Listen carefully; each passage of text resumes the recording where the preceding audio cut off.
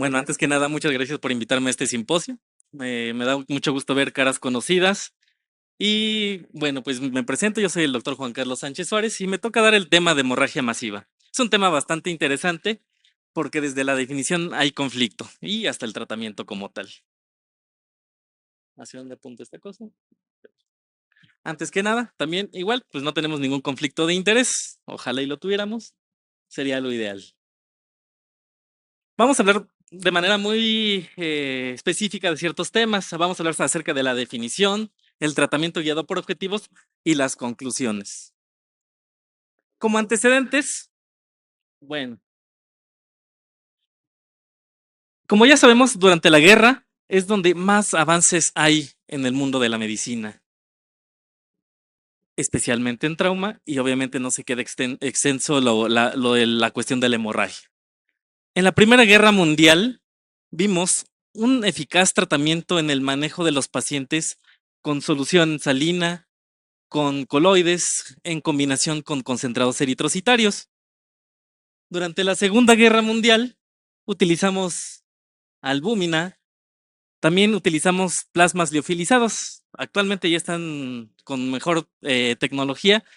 Mediante mecanismos de vacío hacen una sublimación del plasma, prácticamente disminuyen la cantidad de líquido y los pueden transportar de manera más adecuada en medios sumamente herméticos. En los años 60 se descontinuó su uso porque había un brote de hepatitis C. En los años 90 se vuelven a utilizar y actualmente con las guerras está mucho en uso. Probablemente se emitan nuevas recomendaciones acerca del plasma liofilizado junto con la sangre completa. Pero, como les dije, hay un brote por el año de los años 60 donde hay infecciones. ¿Y eso qué nos lleva? Que hay un retroceso. En 1970, durante la guerra de Vietnam, pues hay una escasez de hemoderivados. Y también que hay un alto riesgo de transmisiones de enfermedades infecciosas. ¿Qué es lo que hicimos nosotros? Pues si no tenemos sangre, pues lo reanimamos con qué? Pues con soluciones. Y le dimos, como dirían los urgenciólogos, hasta el edema agudo pulmonar, mi doc. ¿Qué pasó? Pues entonces había más hemodilución, aumentábamos más la coagulopatía, mayor casos de hipotermia y acidosis, y aparte nos dimos cuenta de que había otras patologías que se empezaron a sentar por esa reanimación tan agresiva que nosotros estábamos dando, como fue el síndrome compartimental abdominal, el SIRA, y al final esto llevaba a qué? A que se murieran por falla orgánica múltiple. Entonces, en los años de los años 70 llegamos a un retroceso, pero ¿saben qué? Hasta el año de 1990 se emite la recomendación de que demostró que el uso excesivo de volumen era nocivo para los pacientes. ¿Y qué pasó? Nos regresamos al manejo de la Primera y Segunda Guerra Mundial y seguimos en retroceso. ¿Por qué? Porque la clínica al parecer no es importante para nuestros guiólogos y tampoco hemos estudiado otras cosas, porque realmente no todo es trauma. Desgraciadamente, como les dije, durante la guerra hemos visto mayores avances, pero nos ha tocado a los que han estado en el servicio de urgencias y también en medicina interna, inclusive a nosotros de terapia, el paciente que llega sangrando por varices esofágicas, luego le ponemos balón y se sigue muriendo el paciente, no podemos controlar el sangrado. Cirugías mayores, esto lo sufren mucho los anestesios, ¿no? Cuando tienen cirugías cardíacas y el cirujano está tratando de dar punto y le pica y empieza a sangrar más. O cuando tenemos pacientes con trasplante hepático. Y no se olvide de las obstétricas, ¿no? Que eso ahí no nos metemos porque pues hasta me podrían demandar. Y bueno, ¿qué pasa? Entonces, hay un grupo de expertos que se empiezan a reunir y dicen, pues vamos a hacer unas guías, vamos a definir qué es sangrado masivo, hemorragia masiva y sus variantes en cuanto a sus conceptos. Por ahí de 2004, si ven algunos nombres conocidos como el doctor Van Sant, pues dicen, pues vamos a emitir nuestras primeras recomendaciones. 2007 sale la primera guía y dicen, hemorragia masiva solamente es aquel que pierde un volumen de sangre dentro de las primeras 24 horas o media volemia dentro de las 3 horas y ahí se quedaron. Muy bonito, hacen una actualización en 2010, en 2013 inclusive hacen una campaña muy bonita que se llama Stop the Bleeding, que también ya la copiaron los gringos, que hace Stop the Blood. Y ya vamos en la quinta definición y siguen sin ponerse de acuerdo tan específicamente cómo tiene que ser el manejo. Más adelante vamos a tocar los puntos de esa guía. Las sociedades internacionales también nos emiten recomendaciones. Agregan a las dos primeras que ya habíamos mencionado un sangrado superior a 150 mililitros minuto. Y de manera muy arbitraria, porque así lo dicen en sus recomendaciones, presión arterial sistólica menor a 90 y una frecuencia cardíaca arriba de 110. ¿A qué le suena eso? Pues a índice de choque, ¿no? Pero bueno, pues lo ponen de manera arbitraria ellos.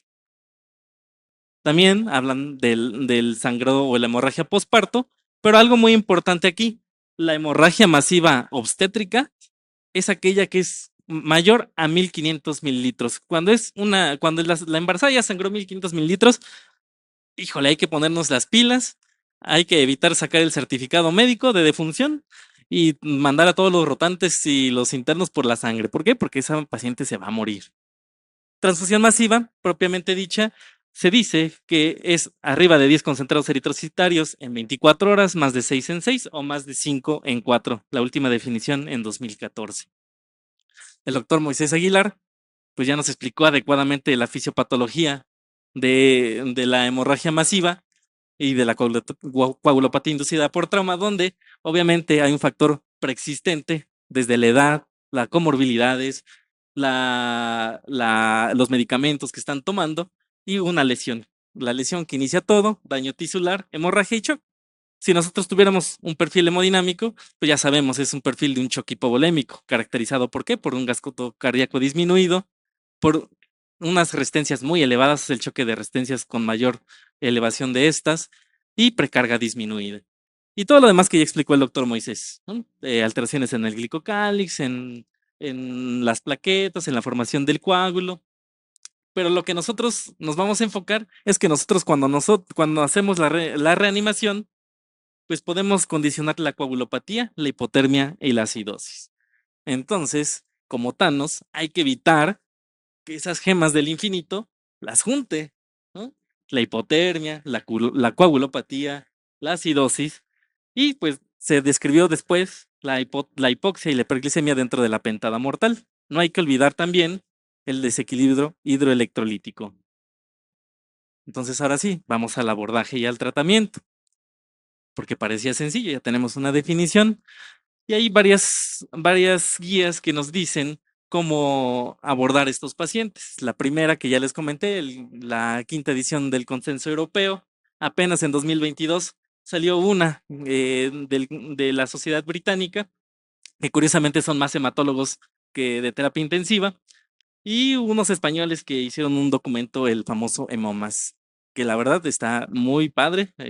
Digo, resumen algunas cosas y no ha cambiado conforme a los años. Ya el doctor Chan nos habla de cómo iniciar el manejo en urgencias. No hay que olvidarnos del ABCDE, un acceso vascular 14-16. Y aquí los gringos están haciendo algo interesante, porque sí, en efecto, en urgencias nos dicen, colócale 2 vías periféricas e inicia la reanimación. Curiosamente, están haciendo estudios con catéteres venosos centrales e inclusive con catéteres de los que utilizan para hemodiálisis, perdón. ¿Por qué? Los Majurcan. Porque dicen que con esos se puede reanimar por la alta tasa de flujo. Obviamente eso se hace más en terapia intensiva y no estamos diciendo que sea una recomendación con alto nivel de evidencia, solamente sería una opción. Especialmente también con los nuevos infusores. Ya sé que la ley de Posel dice todo lo contrario, pero bueno, la máquina también nos puede ayudar a hacer que se pueda infundir los líquidos mucho más rápido. Tipar y cruzar al paciente y una monitorización invasiva y no invasiva. Y quizás no puse una diapositiva muy importante que es el control de la hemorragia. Y especialmente hablando de cirugía de control de daños, la cual ya sabemos que tiene 3 fases. Una donde el cirujano hace todo lo posible para que no siga sangrando, generalmente hacen un empaquetamiento, luego nos lo pasan a nosotros a la unidad de cuidados intensivos, pues nos aventan la pelotita, tenemos que manejar la coagulopatía y la reanimación como tal, y ya posteriormente tienen que resolver el problema en una tercera fase. Pero como no hay cirujanos acá, pues nos evitamos esa parte, pero nos dieron una lección, porque siempre nos dan lecciones los cirujanos, y es que en su clasificación, si bien no tienen adecuado pues, especificidad y sensibilidad, sí nos dijeron que los signos vitales eran importantes. Dijeron, pues está sangrando mucho y no sé por qué veo a mi paciente que está más taquicárdica, que está hipotensa. Entonces decidieron poner esas recomendaciones en la clasificación de la TLS. También agregaron posteriormente el déficit de base, pero nosotros tenemos otros marcadores para medir la gravedad de los pacientes con hemorragia masiva. Obviamente no hay que olvidar siempre la clínica, las tres ventanas importantes, la neurológica, la de la cutánea y la renal, pero las guías nos dictan ciertas normas, ¿no? Una hemoglobina menor a 8, otros dicen una hemoglobina menor a 10, es un factor de mal pronóstico. Ya nos hablaba el doctor Moisés Aguilar, un pH menor a 7.25, un lactato mayor de 2 y el déficit arriba de -6, ya es un factor de mal pronóstico. Y como mencionábamos también, el índice de choque. Eso es algo que todos tenemos en nuestras unidades. ¿Por qué? Porque tenemos al paciente y por lo menos tenemos algún monitor. Es muy sencillo medirlo. Frecuencia cardíaca entre tensión arterial sistólica, ya es el clásico, arriba de 1. El índice de choque modificado, donde tomamos la media, arriba de 1.3.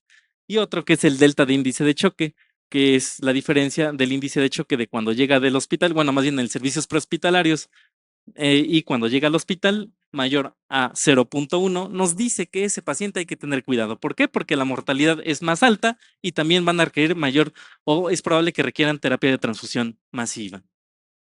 Tenemos ciertas escalas que ya también nos mencionaron, tanto como el ABC como el TASH, que nos dicen prácticamente lo mismo. El índice de choque está incluido en todas esas escalas. El FAST, que es positivo, y obviamente si tenemos una herida penetrante, pues tenemos que tener más idea de que ese paciente se nos va a morir. Y empezamos con lo bueno, con la reanimación con líquidos, porque en efecto, a mí me enseñaron que le ponemos 2 vías y le hidratamos demasiado al paciente. ¿Tenemos que tipar y cruzar? Sí. ¿Tenemos que tener de manera adecuada un protocolo? También. Yo creo que si hiciera una encuesta de todos los hospitales que tienen un protocolo de transfusión masiva y manejo de la hemorragia, pues tampoco lo va a haber. De hecho, la evidencia nos dice que a pesar de que hay un equipo multidisciplinario con médicos urgenciólogos, intensivistas, banco de sangre, anestesios, cirujanos, no afecta la mortalidad en los pacientes, desgraciadamente, pero sí mejora la calidad de atención. Así que hay que poner un poco de énfasis en ese tipo de protocolos en cada uno de nuestros hospitales. Ya hablaba el doctor Moisés, nos recomiendan soluciones balanceadas, evitar la solución salina y también evitar las soluciones hipotónicas en pacientes con TCE, restringir el uso de coloides por aumentar más la coagulopatía y también controlar la temperatura en la cual se infunden. Todos ellos con un grado de evidencia desde el 1B hasta el 2C. Lo que sí nos dicen es que no metamos tanta agua.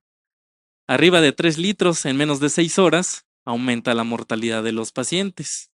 Pero estoy muy seguro que antes les metemos más de 3 litros en menos de 2 horas a la mayoría de nuestros pacientes. ¿Por qué? Porque desgraciadamente nuestro banco de sangre en muchas ocasiones pues es ineficiente y nos entregan la sangre pues ya más de manera tardía.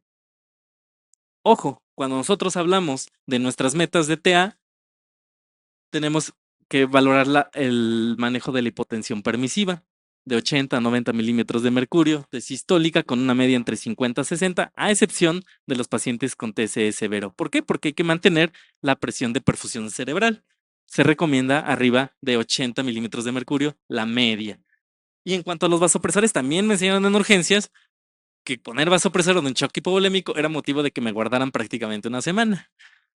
Pero no estábamos tan mal. De hecho, hay muchos estudios, especialmente en choque séptico, donde el manejo temprano del vasopresor, ¿qué va a pasar? Pues nos va a ahorrar manejo con volumen, vamos a disminuir la cantidad de líquidos administrados, vamos a inclusive a mejorar el retorno venoso y también tiene propiedades a nivel del corazón. Recuerden que por ejemplo, la norepinefrina es un inopresor. Entonces tiene muchos efectos, por lo cual el inicio temprano del vasopresor también es una recomendación. 1C. Inotrópico, según la guía española, en contexto de disfunción miocárdica, también podemos nosotros tomarlo en cuenta. Y hay que valorar, ¿no? Porque eso tampoco viene en las guías. Respuesta, tolerancia y congestión. No es una clase de manejo de shock hipovolémico. Este es un artículo muy reciente del Critical Care, donde hablan sobre todas las respuestas a volumen. Especialmente nos dicen que hay que tener en cuenta que tenemos que monitorizar el gasto cardíaco. La manera más rápida a veces es con el ultrasonido. Un paciente con ultrasonido pues lo podemos hacer en menos de 5 minutos, pero bueno, depende de las habilidades como tal del que lo opera. Y también existen ciertas variables, tanto estáticas como dinámicas, de respuesta, tolerancia y congestión. Pero al parecer a las guías les vale todo esto y solo nos emiten dos recomendaciones: variabilidad de volumen sistólico y variabilidad de presión de pulso con el mismo tipo de corte, y nos dejan al lado todo lo demás. Les dije que esta no es una clase de manejo del choque, pero ahí están todas las herramientas que nosotros podemos tener para evaluar.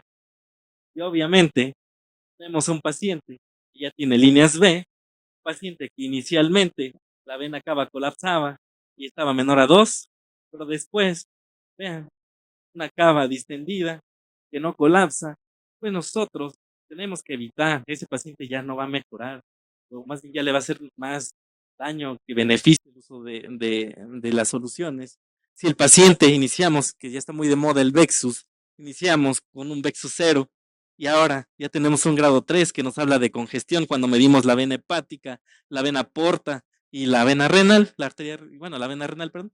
Nosotros tenemos que parar nuestro manejo agresivo de reanimación porque nos va a condicionar mucha patología en ese paciente, más de la que ya tiene.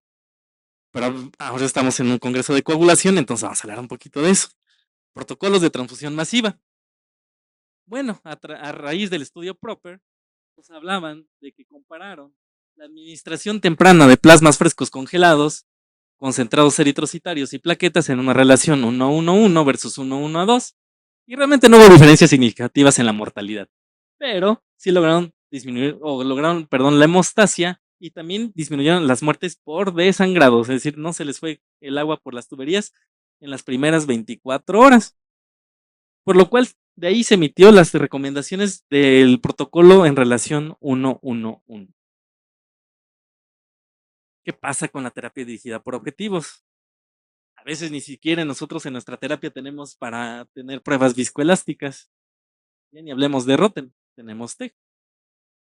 Pero la guía marca un grado de recomendación 1B el uso de terapia con valores estándares, con pruebas de coagulación estándar y pruebas viscoelásticas. Lo más curioso es que dicen que tiene que ser un control temprano y repetido. Eso sí lo hacemos muy bien, porque lo primero que hacemos es que cuando canalizamos al paciente tomamos las muestras, pero hay que hacerlo de manera más repetida para guiar nuestra reanimación. Y empezamos. El concentrado eritrocitario. Debemos de mantener un objetivo meta de hemoglobina en este tipo de pacientes entre 7 y 9. La guía española nos dice a 8. Desgraciadamente tenemos médicos que les gusta maquillar mucho a los pacientes. No, pues lo tenía con hemoglobina de 4, hemoglobina de 6. Pues si no lo quieres, pásale otro para que llegue a hemoglobina de 10, para que en el siguiente turno pues esté muy padre en los laboratorios. No se recomienda, y eso hacen mucho énfasis las guías, no transfundir a un paciente con igual o mayor a 10 de hemoglobina. Tampoco se recomienda la transfusión con base a determinaciones aisladas. Tenemos que ver la clínica del paciente, la hemodinamia del paciente. En cuanto al respecto a las plaquetas, bueno, aquí también se pone interesante la cosa porque nos dicen que las plaquetas las debemos de transferir inclusive después de las 25, pero realmente en estos tipos de pacientes se recomienda arriba de 100,000.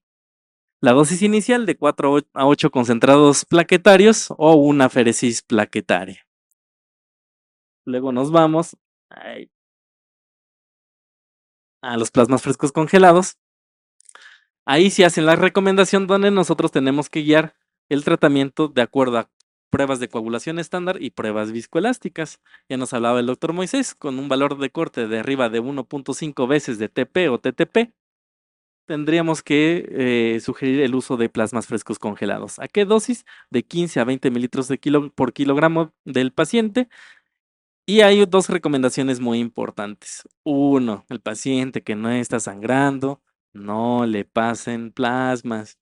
Ya les dijimos, aumenta el riesgo de taco, de trali, infecciones y pues no se recomienda de manera rutinaria su uso. Y la otra es que tampoco es un tratamiento para pacientes con hipofibrinogenemia. La cantidad de fibrinógeno no es la adecuada para dar o guiar el tratamiento. ¿Qué pasa con el ácido tranexámico? Bueno, ya hablaron también de eso. Los dos estudios más importantes, el CRASH 2 y el MATHERS. El primero, ¿no? Que nos dice disminución absoluta del riesgo de muerte, es decir, disminuye la mortalidad en 1.5% en pacientes que recibieron de manera temprana el ácido tranexámico. Y el MATHERS, que fue donde se estudió en pacientes con lesión en heridas de guerra. El problema es que fue retrospectivo, pero sí nos dice que disminuía la mortalidad y disminuía la cantidad de requerimientos de protocolos sanguíneos. La dosis, ya nos explicaron 3 veces esto. Dentro de las primeras 3 horas se tiene que dar, y se tiene que administrar tan pronto como sea posible. También, otra recomendación que hacen en el ambiente de urgencias y prehospitalarios, que obviamente en el prehospitalario ni siquiera hay pruebas viscoelásticas, es que a pesar de que no tengamos pruebas viscoelásticas, tendemos que darlo lo más pronto posible. ¿Por qué? Porque se ha demostrado que disminuye la mortalidad. La dosis, administrar 1 gramo en 10 minutos y posteriormente 1 gramo en 8 horas. Y el fibrinógeno, ¿qué pasa con el fibrinógeno? Si ya dimos ácido tranexámico, pues que falta el sustrato. Pues entonces hay que tomar en cuenta el fibrinógeno. Curiosamente hay otro estudio, el MATHERS 2, que también fue igual de la misma población de heridos de guerra, y ahora hacen la comparación de fibrinógeno, o más bien crioprecipitados, con ácido tranexámico, juntos, separados y demás. Al final se dieron cuenta que el crioprecipitado puede aumentar de forma independiente el beneficio de supervivencia del ácido tranexámico, por lo cual se sugiere de manera complementaria dar fibrinógeno.